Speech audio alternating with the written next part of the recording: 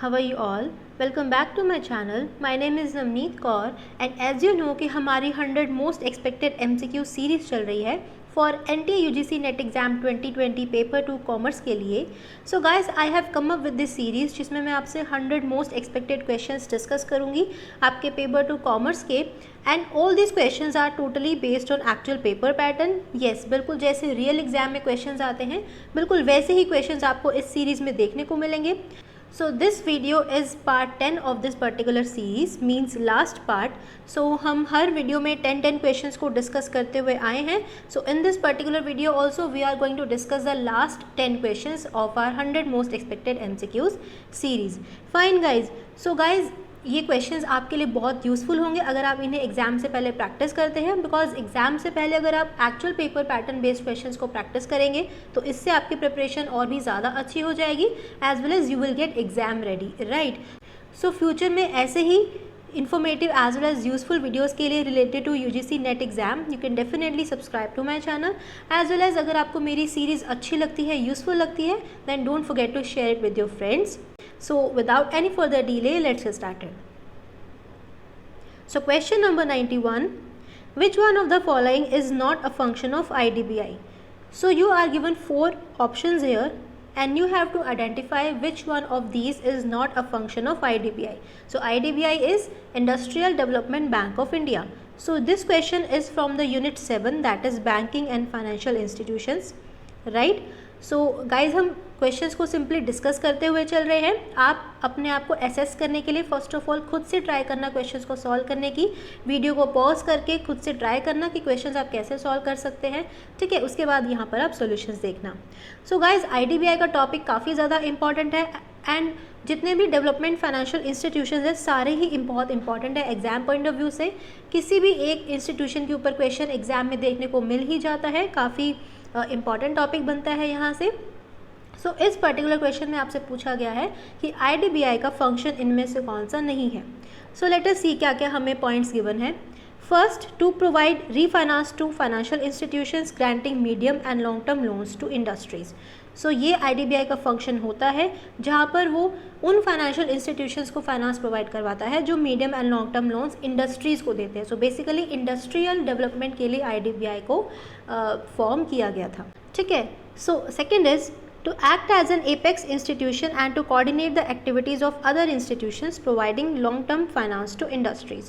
तो yes, ये भी IDBI का फंक्शन है कि ये apex institution की तरह काम करता है. जितने भी other institutions हैं जो इंडस्ट्रीज़ को फाइनेंस प्रोवाइड करते हैं उनको coordinate as well as control करने का काम IDBI करता है. So this statement is also the function of IDBI. Third, to work as a principal institution for the promotion, financing and development of industries in the small scale sector.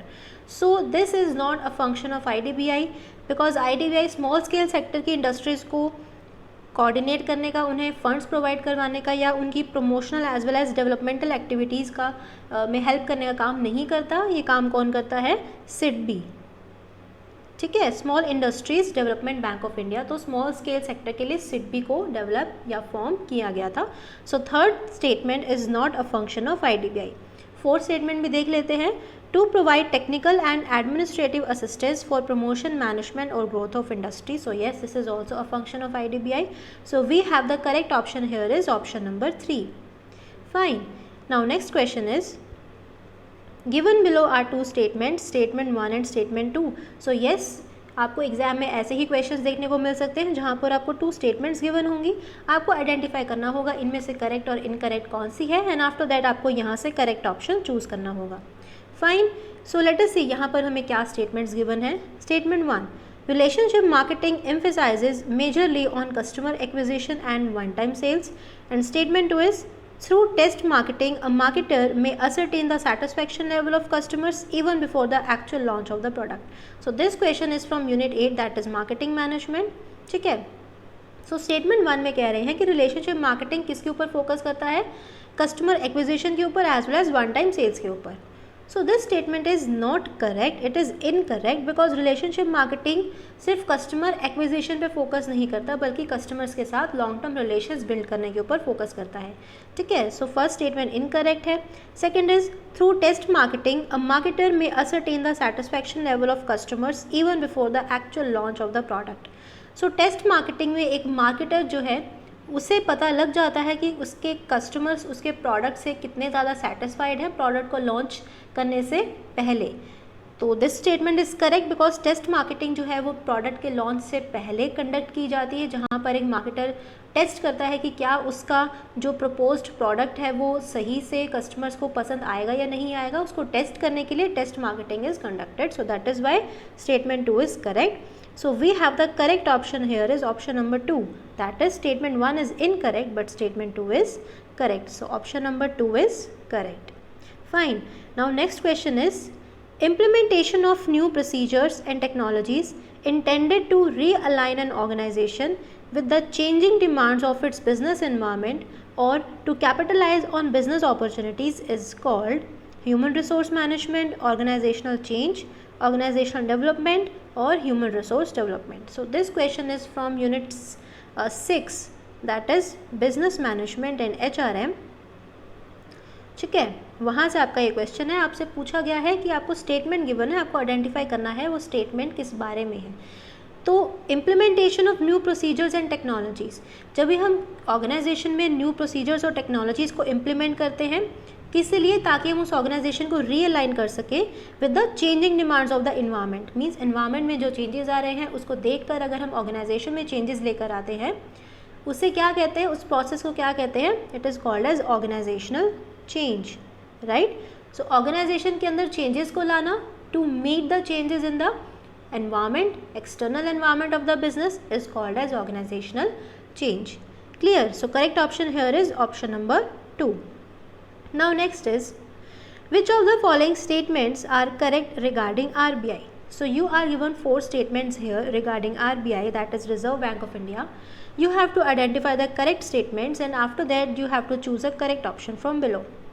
So this question is from unit 7, that is banking and financial institutions, and the topic here is RBI, and RBI topic is very important. You can definitely expect 1 or 2 question to come from this particular topic in your exam, right? So exam में आपको इस particular topic से question definitely देखने को मिल सकता है, जो आपको RBI बिल्कुल skip नहीं करना है। ऐसे ही काफ़ी सारे important topics बनते हैं आपके exam point of view से, जिन्हें मैंने यूनिट वाइज डिस्कस किया है सेपरेट वीडियोस के अंदर, जो आप डेफिनेटली जाकर देख सकते हैं। आपको काफ़ी हेल्प मिलेगी कि एग्जाम पॉइंट ऑफ व्यू से क्या टॉपिक्स हैं जिन्हें आपको प्रिपेयर करना चाहिए, जो इंपॉर्टेंट है। सो उन सभी वीडियोस का लिंक आपको डिस्क्रिप्शन बॉक्स में मिल जाएगा, एज वेल एज आप आई बटन पर क्लिक करके भी देख सकते हैं। फाइन, नाउ लेट अस सी हमें यहाँ क्या स्टेटमेंट्स गिवन है। सो ए, RBI was setup in 1935 under the RBI act 1934। So this statement is correct because RBI जो था वो 1935 में इस्टेब्लिश हुआ था under the act RBI act 1934। So statement A is correct. Second, it influence savings and investment in the economy through fiscal policy. So RBI economy के अंदर savings और investment को इन्फ्लुएंस करता है, कंट्रोल करता है, रेगुलेट करता है through fiscal policy. No, this statement is incorrect because through fiscal policy नहीं बल्कि through monetary policy RBI money supply को कंट्रोल करता है, इकॉनमी के अंदर सेविंग्स एंड इन्वेस्टमेंट को इन्फ्लुएंस करता है, right. C statement is, it is an independent apex monetary authority which regulates all the banks of the country. So yes, this statement is correct. Last is, RBI has been under the ownership of the government of India since the year 1950। So this statement is incorrect because 1950 नहीं बल्कि 1949 से RBI जो है वो government of India के control के अंदर है, बिकॉज 1949 में RBI का नेशनलाइजेशन हुआ था। So that is why statement D is incorrect. So आपको क्या आइडेंटिफाई करना था, correct statements, and correct statements कौन कौन सी हैं, statement A and statement C. So A and C options में कहाँ पर है, ऑप्शन 1 में, it means option 1 is correct. Fine guys, exam में भी आपको ऐसे ही क्वेश्चंस को सॉल्व करना है। So question number 95, which of the following statements are correct regarding periodical audit. So you are given some statements here regarding periodical audit. You have to identify the correct statement from here and after that you have to choose a correct option from below. Fine, so this question is from unit 2, that is accounting and auditing, and the topic here is types of audit. So guys, types of audit का topic भी काफ़ी ज़्यादा important है, ठीक है। इसके ऊपर से एग्जाम में क्वेश्चन डेफिनेटली आ सकता है कि कॉन्टिन्यूस ऑडिट क्या होता है, periodical audit, internal audit, right. So let us see कि यहाँ पर हमें क्या क्या स्टेटमेंट्स गिवन है। Statement A, it is also known as final audit. So yes, this statement is correct because periodical audit को हम फाइनल ऑडिट भी कहते हैं। Statement B is it is done throughout the year at regular और irregular intervals. So this statement is incorrect because periodical audit जो है उसे हम फाइनल ऑडिट इसीलिए कहते हैं बिकॉज वो साल के एंड में होता है। मीन्स जब बुक्स ऑफ अकाउंट्स कंप्लीट हो जाते हैं तो उस केस में पीरियोडिकल ऑडिट होता है। मीन्स उस केस में जब अकाउंट्स की ऑडिटिंग होती है उससे हम पीरियोडिकल ऑडिट कहते हैं। That is why statement B is incorrect. Third, it is suitable for large scale organisations. So this statement is also incorrect because periodical audit जो है वो लार्ज स्केल ऑर्गेनाइजेशंस के लिए सूटेबल नहीं माना जाता बिकॉज वहाँ पर काफ़ी सारी ट्रांजेक्शन्स होती हैं। तो ऐसे में साल के एंड में सिर्फ ऑडिटिंग करना सूटेबल नहीं है। It is more suitable in case of small scale organisations because वहाँ पर ज़्यादा ट्रांजेक्शन्स नहीं होती। तो ऐसे में वो ऑर्गेनाइजेशंस क्या करवाती हैं, बिल्कुल बस पीरियोडिकल ऑडिट ही कंडक्ट करवाती हैं, बिल्कुल साल के एंड में ही ये ऑडिट होता है। So that is why periodical audit is more suitable for small scale organizations than large scale organizations. So that is why C statement is incorrect. And last, intensive and detailed checking is not possible. So yes, this statement is correct because periodical audit में detailed checking नहीं होती because जब year के end में हम auditing करवाते हैं books of accounts की तो उस केस में डिटेल चेकिंग नहीं पॉसिबल हो पाती। ऑडिटर के पास इतना टाइम नहीं होता कि वो हर एक ट्रांजैक्शन को डिटेल में ऑडिट करे। सो that is Y D statement is correct है। सो हमें क्या आइडेंटिफाई करना था, करेक्ट स्टेटमेंट, एंड वो कौन कौन सी है, statement A and statement D. A and D options में कहाँ है, option number 3, only A and D. So we have correct option here is option number 3. Fine. Match list 1 with list 2. So this is a matching question in which you have to match list 1 with list 2. So आपको list 1 के अंदर क्या given है, types of marketing, and list 2 में आपको given है उनका meaning. So आपको marketing, right type of marketing को उसके राइट मीनिंग के साथ मैच करना है, and after that you have to choose a correct option from here. Fine guys, so this question is from unit 8, that is marketing management. ठीक है, and topic here is types of marketing. So first of all service marketing. तो यहाँ पर service marketing इनमें से क्या होना चाहिए, so service marketing is application of tools and techniques of marketing to the intangible goods. ठीक है, तो इनटैंजिबल गुड्स मीन्स जो सर्विसेज होती हैं जैसे कि ट्रांसपोर्टेशन, कम्युनिकेशन, ठीक है, इनके ऊपर जो हम टूल्स एंड टेक्निक्स अप्लाई करते हैं मार्केटिंग की, it is called as service marketing. So 1 matches with B. ठीक है, तो 1 के साथ बी आपको ऑप्शंस में कहाँ गिवन है, आप पहले ही देख लो. आपको गिवन है ऑप्शन 1 में एज वेल एज ऑप्शन 2 में. इट मीन्स आपका इन दोनों में से ही करेक्ट आंसर होगा ना. उसके बाद फिर आप सेकंड को देखो, undifferentiated marketing. So undifferentiated marketing means market coverage strategy in which the company treats the entire market as one. तो मीन्स जब जो कंपनी होती है वो मार्केट को बिल्कुल भी डिफ्रेंशिएट नहीं करती, सेगमेंट नहीं करती, पूरी मार्केट को एक सिंगल मार्केट मानकर अपने प्रोडक्ट्स को प्रोवाइड करवाती है, तो उस स्ट्रैटेजी को बोलते हैं undifferentiated marketing. So second matches with D. तो सेकंड के साथ डी आपको कहाँ गिवन है, ऑप्शन 1 में. इट मीन्स आपका ऑप्शन 1 करेक्ट होना चाहिए. सो बाकी दोनों पॉइंट्स देनी थर्ड और फोर्थ भी आप यहाँ से मैच कर लो कि क्या वो ठीक लग रहे हैं, क्रॉस चेक करना ज़रूरी है. ठीक है, ग्रीन मार्केटिंग क्या होना चाहिए, green marketing is developing products and packages that are less harmful to the environment. So third matches with a, and वही हमें यहाँ गिवन है ऑप्शन 1 में. ठीक है, लास्ट इज सोशल मार्केटिंग. तो सोशल मार्केटिंग क्या हुआ, application of marketing theories and techniques for the society as a whole as against individual needs. Means हम जब पूरी सोसाइटी को लेकर जो टेक्निक्स अप्लाई करते हैं मार्केटिंग की, it is called as social marketing. So 4 matches with C, and वही हमें ऑप्शन 1 में गिवन है. It means our correct option here is option number 1. Fine guys, तो एग्जाम में आपको मैचिंग क्वेश्चंस ऐसे ही सॉल्व करने हैं. अगर आपको चारों पॉइंट्स नहीं आते तो जो आपको करेक्ट पता है उन्हें आप फर्स्ट ऑफ ऑल ऑप्शंस में देखो, एंड उसके बाद फिर आप राइट ऑप्शन वहाँ से चूज़ कर सकते हो. ठीक है, next is which one of the following arises with lower average cost of production when two complementary products are produced by a single firm? Economies of scale, external economies, economies of scope or internal economies. So this question is from unit 3, that is business economics. तो आपको यहाँ पर पूछा गया है कि average cost of production कम हो जाती है जब एक फर्म जो है, सिंगल फर्म, वो 2 कॉम्प्लीमेंट्री प्रोडक्ट्स प्रोड्यूस करना स्टार्ट कर दे. तो जब ऐसा होता है कि वो कॉम्प्लीमेंट्री प्रोडक्ट्स प्रोड्यूस करना स्टार्ट कर देती है, उसकी वजह से उस फर्म की average cost of production reduce हो जाती है. तो इस फिनोमेना को क्या कहते हैं? Whether it is economies of scale, external economies, economies of scope और इंटरनल इकोनॉमीज। सो यहाँ पर इस फिनोमेना को बोला जाता है economies of scope.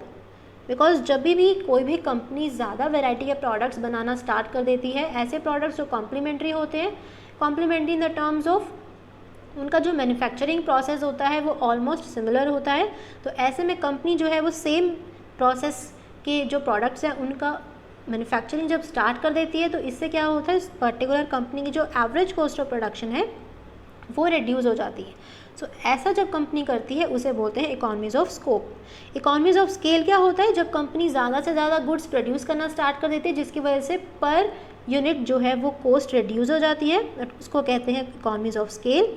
External economies क्या होता है? जब इंडस्ट्री लेवल पे पर यूनिट गुड्स की जो कॉस्ट है वो कम हो जाती है, उसे बोलते हैं एक्सटर्नल इकोनॉमीज़। और इंटरनल इकोनॉमीज़ जब हम एक सिंगल फर्म की बात कर रहे होते हैं कि जब एक फर्म के अंदर पर यूनिट गुड्स की कॉस्ट कम हो जाती है, उसे कहते हैं इंटरनल इकोनॉमीज़। ठीक है, तो हमारे क्वेश्चन का करेक्ट आंसर क्या है? Option number 3, that is economies of scope. Fine, next question is which of the following is not included under the definition of goods under sale of goods act 1930। So यहाँ पर आपको question given है sale of goods act 1930 से, and question क्या है कि goods की definition में इनमें से क्या इंक्लूड नहीं होता as per this act. So sale of goods act काफ़ी इंपॉर्टेंट है, and this question is from unit 9 that is legal aspects of business, right. तो वहाँ पर काफ़ी सारे एक्ट्स मेंशन्ड हैं, जिनमें से सेल ऑफ गुड्स एक्ट 1930 भी है, तो ये काफ़ी इंपॉर्टेंट है, एग्जाम में क्वेश्चन डेफिनेटली आ सकता है। सो आपको यहाँ आइडेंटिफाई करना है कि गुड्स की डेफिनेशन में इन चारों में से क्या नहीं है, एंड उसके बाद आपको यहाँ से करेक्ट ऑप्शन चूज़ करना है। मनी, पेटेंट्स, शेयर्स या फिर एक्शनेबल क्लेम्स। सो एक्ट के अंडर जो गुड्स की डेफिनेशन है उसमें मनी जो है, money as well as actionable claims are not included under the definition of goods as per this act. So that is why हमारे क्वेश्चन के आंसर में क्या होना चाहिए? A as well as D. तो ए और डी जो है वो गुड्स की डेफिनेशन में इंक्लूडेड नहीं है। ऑप्शंस में कहाँ है A and D? It is given in option number 4, that is why the correct option here is option number 4। Fine, next is given below are 2 statements, statement 1 and statement 2। Again आपको 2 statements given है, आपको identify करना है correct और incorrect. After that यहाँ से आपको correct option choose करना है। So let us see. Statement 1 is commercial banks are the backbone of capital market, and statement 2, capital market is the institutional arrangement for facilitating the borrowing and lending of long-term funds. So this question is from unit 7 that is banking and financial institutions. ठीक है, and यहाँ पे topic कौन सा use हो रहा है? Capital market का। तो कैपिटल मार्केट के ऊपर और मनी मार्केट के ऊपर जो फाइनेंशियल मार्केट्स होती है काफ़ी इंपॉर्टेंट है, एग्जाम में क्वेश्चन इनके ऊपर आ सकता है। सो स्टेटमेंट 1 में कह रहे हैं कि commercial banks are the backbone of capital market. तो कमर्शियल बैंक्स कैपिटल मार्केट का बैकबोन होते हैं। This statement is incorrect because commercial banks capital market का नहीं बल्कि मनी मार्केट का बैकबोन होते हैं। तो मनी मार्केट में जो फंड्स होते हैं वो शॉर्ट टर्म बेसिस पे रेज किए जा सकते हैं, मींस लेस देन 1 ईयर। ठीक है, तो वहाँ पर commercial banks important role play करते हैं, इसलिए मनी मार्केट का बैकबोन माना जाता है कमर्शियल बैंक्स को। Second statement is capital market is the institutional arrangement for facilitating the borrowing and lending of long term funds. So this statement is correct because capital market जो होती है वो long term funds को raise करने का एक institutional arrangement है. So statement 2 is correct. So we have correct option here is option number 2, that is statement 1 is incorrect but statement 2 is correct. So correct option here is option number 2. Fine. Now last question is identify the incorrect statement from below. So you are given 4 statements, you have to identify the incorrect one. So let us see क्या statements given है. One is t-test was developed by William Sally Gossett. Second, t-test is used when the sample size is large. Third, t-test assumes the distribution to be a normal distribution. And fourth is t-test is a parametric test. So this question is from unit 5, that is business statistics and research methods. ठीक है, and topic here is t-test. सो यहाँ पर आपका जो T test है वो क्या है? स्टैटिस्टिकल टेस्ट है। तो स्टैटिस्टिकल टेस्ट के ऊपर क्वेश्चन डेफिनेटली एग्जाम में आ सकता है। Statistical test are of 2 types, parametric and non parametric. ठीक है, आपको सिलेबस में क्लियरली मेंशन भी है कि पैरामेट्रिक और नॉन पैरामेट्रिक टेस्ट, तो इनके ऊपर क्वेश्चंस मोस्टली हर साल पूछा जाता है, तो आपको इस टॉपिक को बिल्कुल स्किप नहीं करना है। सो यहाँ पर आपको टी टेस्ट के रिगार्डिंग कुछ स्टेटमेंट्स गिवन है, आपको आइडेंटिफाई करना है यहाँ से इनकरेक्ट स्टेटमेंट। सो देखते हैं, first is T test was developed by William Sealy Gosset, so this statement is correct. Second is T test is used when the sample size is large. So T test जो है वो sample size जब large होता है उस case में नहीं, बल्कि स्मॉल सैम्पल साइज़ के केस में हम टी टेस्ट का यूज़ करते हैं। सो that is why statement 2 is incorrect. And जब जेड टेस्ट होता है वो यूज़ होता है जब सैम्पल साइज़ आपका लार्ज होता है, दैट इज़ ग्रेटर देन 30। ठीक है, तो स्मॉल सैम्पल साइज़ के केस में we use T test. Third is T test assumes the distribution to be a normal distribution, correct, because T test के अंदर ऐसा एज्यूम किया जाता है कि डिस्ट्रीब्यूशन एक नॉर्मल डिस्ट्रीब्यूशन है एंड टी टेस्ट एक पैरामेट्रिक टेस्ट होता है। This statement is also correct. So we have incorrect statement here is statement 2, so option correct here is option number 2। Fine guys, so guys ये थी हमारी 100 most expected MCQ series, जिसमें हमने 100 most expected questions discuss किए paper 2 commerce के, and these questions were totally based on actual paper pattern. I hope आपको इस series से काफ़ी हेल्प मिली होगी, आपको ये सीरीज़ यूज़फुल लगी होगी। If yes then don't forget to share it with your friends, and definitely आप further informative as well as useful videos के लिए related to UGC NET exam आप मेरे चैनल को डेफिनेटली सब्सक्राइब कर सकते हैं। So guys, this is all for today's video and this is all for this series, that is 100 most expected MCQ series. So मैं मिलती हूँ आपसे एक नई वीडियो के साथ। Till then keep learning and thank you so much.